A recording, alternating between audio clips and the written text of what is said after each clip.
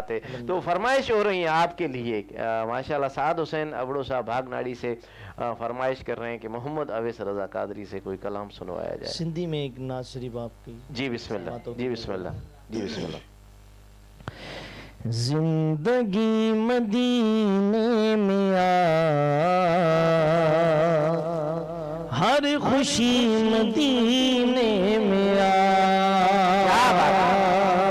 जिंदगी मदीने में आ, हर खुशी मदीने में आ, नीव रब जी रहमतों में जो हर घड़ी मदीने में आ, नीव रब जी रहमतों में जो हर घड़ी मदीने में आ।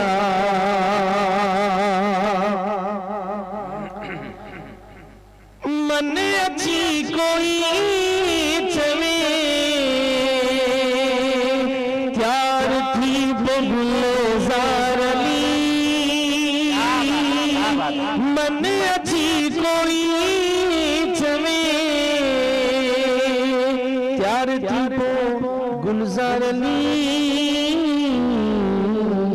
तुझी थी वही मनज़ो हाज़िरी मदीने में आ। क्या बात, असद भाई ने बोला कि एक और शेर सुना तो फिर मैं क्या बात, सुनाता हूँ। क्या बात, झोली ऊपर जे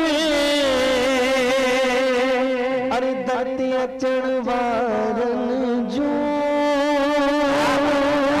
झोली ऊपर जे धरती अचण वारन जो, घुरियो अता जो करे सो सखी मदीने में आ, अण घुरियो अता जो करे